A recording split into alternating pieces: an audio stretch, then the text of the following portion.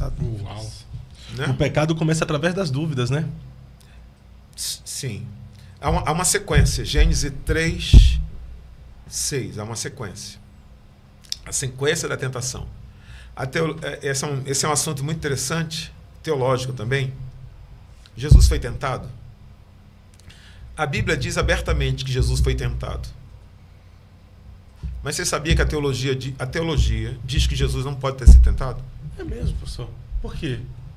Porque ele era Deus. Mas não como homem, na condição de ser humano? Porque, pensa comigo, se você pega o Maya Pirme, teólogo da Assembleia de Deus, o livro dele é lá. Não, mas não pode. Ele tenta explicar, né, que, por exemplo, sabe aquele filme que Jesus está na cruz e de repente ele é tentado, não sei se é a última tentação, que ele pensa em descer da cruz, em casar com Maria e ter filhos. Tem um filme disso que foi revoltante e tal. Tem um filme, eu lembro, eu não vou lembrar certinho agora. Porque a teologia dominante não aceita isso, esse fato. Mas aí eu criei um conceito, eu não li isso no livro, mas eu estou muito convencido disso. Existem fases, né? O pecado, ele se dá por fases. Tiago compara isso a uma gravidez, né? O homem, ele é engodado pelo seu desejo, ele é tentado pelo seu desejo, e até que ele dá luz ao pecado. E o termo dar luz ali é de uma mulher que dá luz a um filho. Ou seja, você fica engravidado daquilo, né? Aquilo é gerado dentro de você por um tempo. Gênesis 3:6 fala exatamente dessa fase. Diz assim: vendo a mulher que o fruto era agradável aos olhos, desejável para se comer e tal, tomou do fruto, comeu e deu ao marido. Ali está todas as fases. E é interessante porque explica uma palavra de Jesus também mais à frente. Vendo a mulher. O pecado, ele começa pelo contato. Pelo contato. Vendo a mulher. Você vê alguma coisa que era agradável a se comer. Tem que pegar o texto. Agradável. Desejável, para dar entendimento. Agradável é o quê? Eu vi e eu fiz um juízo de valor. Aquilo é bom. É Gênesis o quê? 3:6. Gênesis 3:6, Léo. Pode colocar. É um juízo de valor. O ser humano é o único capaz de fazer isso. O animal não. Ele vê alguma coisa e diz se é bonito ou não. Ele vê alguma coisa e diz se ele gosta daquilo ou não. O que ele vê. Né? Depois que ele vê, diz assim, desejável para dar entendimento. Se algo é bom, nasce em mim o desejo. Isso é automático, amigo, e natural. É impossível você ver um prato que você goste. Bem arrumado. Gênesis 3:6. Você vê um prato bonito. E viu a mulher, primeira etapa, viu que aquela árvore era boa para se comer. E agradável aos olhos. Desejável. Tá bom. E desejável, exatamente. Viu a mulher que aquela árvore era boa para se comer. Ela viu com juízo, viu com valor. Agradável. Ela julgou. Aquilo é bom. Aquilo é bonito. Aquilo é gostoso. Né? Aí surge o desejo. Desejável. Ou seja, é impossível um homem hétero, ver uma mulher bonita, perfumada, olhar para essa mulher, julgá-la bonita e dizer assim, não desejo. É impossível. Aí, um cara, por exemplo, o cara vinha da igreja e ele caía, sempre no caminho. Aí o pastor começou a orar com ele, e ele caía de novo. Jejuava com ele caía de novo. Pode deixar o versículo. Caía de novo. Aí o pastor falou, meu filho, não tem um outro caminho para você passar? Perguntaram a Billy Graham, se você estiver num quarto com uma mulher, nessa condição, você cai? Ele falou, caio. Aí o que o senhor faz? Ele falou, eu não entro no quarto. Pronto. O que é que Jesus fala? Jesus fala o seguinte, se o teu olho te faz pecar, arranca-o fora. Se tua mão te faz pecar, arranca-a fora. Por que olho e por que mão? Por quê, professor? Porque é o primeiro contato. Os olhos. Os olhos. Ele está falando, como você vence a tentação? Corte o primeiro contato. Por exemplo... Não é literal, né? Não é literal. Não é literal. Daqui a pouco a gente vai ter um monte de gente caolho aí aleijado. Não é literal. Jesus está falando do primeiro contato. Porque o pecado começa a partir do primeiro contato. Porque aqui, ó, depois que ele é desejável, você pode... Quando o desejo nasce, há duas coisas que você pode fazer com o desejo.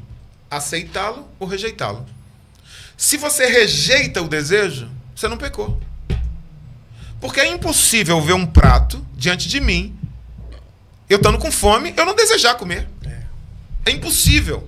Porque a fome é instintiva. Está dentro de mim. Deus colocou isso dentro de mim. É natural. Eu desejo. Agora, se é errado comer aquele prato de lentilha, mesmo eu estando com fome, eu digo não. Eu desejei, mas eu rejeito o desejo. Então não é pecado. Agora, é desejável para dar entendimento. Quem falou que ela teria entendimento como Deus? Satanás. Quando ela começa a pensar no entendimento, na inteligência, o nome disso se chama imaginação. O nome disso se chama cobiça. O nome disso se chama fantasia. Quando eu desejo alguma coisa e eu alimento esse desejo vai se transformar em fantasia. Então, a fantasia é pecado. Jesus foi tentado? Foi, mas até o nível do desejo. Jesus nunca alimentou a fantasia. A fantasia. Porque quando ele diz, aquele que cobiça a mulher, peca com ela. Aí a gente vai para Tiago. O que é cobiçar? Cobiçar é aceitar o desejo, é ser engravidado por ele. É permitir que ele conviva. Aí pensa comigo. É possível você vencer um pecado no nível do desejo? No nível da cobiça? Sim. Aí um jovem pergunta assim, pastor, mas se Jesus falou aquele que cobiça a mulher já adulterou com ela? Então por que já não adultera? Porque não tem pecadinho nem pecadão? Engano, tem pecadinho e pecadão. Tem consequências diferentes de pecados, tem juízos diferentes. A Bíblia vai dizer, isso é um grande erro. Não tem pecado? Tem sim. Agora, é possível vencer o pecado aqui. Sim. Já existe o pecado aqui, tá ok? O pensamento alimentado, maquinado, aquele que você aceita dentro de você e está maquinando dentro de você, é um pecado dentro de você. Ele tem que ser vencido. Agora eu vou dizer, essa vitória... Ele agora tem que ser vencido ou ser arrancado, pastor? Vencer é arrancá-lo. Vencer é arrancá-lo. É abortar. Perfeito. Só que é muito mais doloroso. Porque gerou, agora é abortar. É muito mais doloroso abortar do que arrancar um olho. É isso que Jesus está dizendo. Você entendendo? Perfeito. Perfeitamente. Se você convive com um pensamento o tempo todo, o natural ele vai nascer em algum momento. Ele vai vir à luz. Tiago diz, vai dar a luz. Virá. Agora, como abortamos esse pecado se já está aqui? Confessando, mudando de atitude, arrependimento. Arrependimento como qualquer pecado. As fases do arrependimento. Eu sou tomado por uma consciência de erro. Não há arrependimento sem consciência de erro. Mas se eu ficar na consciência de erro, não é arrependimento ainda. Isso é apenas remorso, tristeza. A partir do reconhecimento do meu erro, eu confesso o meu erro. Eu vou confessar isso em oração diante de Deus. E se eu não achar que foi suficiente, eu vou procurar um amigo mais maduro na fé. Pode ser o meu pastor. E vou confessar que eu estou sendo tentado por isso. Essa pessoa é como um corrimão. Às vezes você precisa de um corrimão para se apoiar. Se não precisa, tudo bem. Eu não estou defendendo a teologia da confissão católica. Pequei, eu tenho que confessar. Mas em alguns momentos precisa confessar. Até para ser curado também, né? Quebrar o ciclo. Ser tratado. E a confissão, ela tem a função mesmo de envergonhar. Dá vergonha confessar certas fantasias. Mexe com orgulho também, Mexe com orgulho. É uma humilhação. Mas não há arrependimento sem confissão. Por exemplo, eu faço algo, eu roubo um dinheiro seu de algum lugar. Aí eu chego para você e falo assim, Fábio, me perdoa. Pelo quê, pastor? Não, eu queria que você me perdoasse. Tá, mas... Tá. Então, também, isso não existe. No dia tal, na hora tal, eu peguei, R$355,10 seus, dessa maneira, assim, assim, assim. Eu estou confessando. Em oração tem que ser assim. Diante de Deus. Rapaz, se crente faz isso, psicólogo quer ficar desempregado. Porque isso cura, mas tem que confessar. A confissão desintoxica a alma, sim, né, pastor? Sim, é o falar, né? A cura começa sempre pela fala, né? Então, eu confesso. Depois, eu transformo isso em atitude. E eu continuo naquele propósito, que a Bíblia chama de frutos de arrependimento. Perfeito. Né? Então, se eu ferir alguém, né, esse processo de cura ele vai ser ao longo desse tempo em que eu vou dar frutos de arrependimento. Né? Dentro de um casal, por exemplo, um magoa o outro profundamente. Então, primeiro, a consciência de pecado.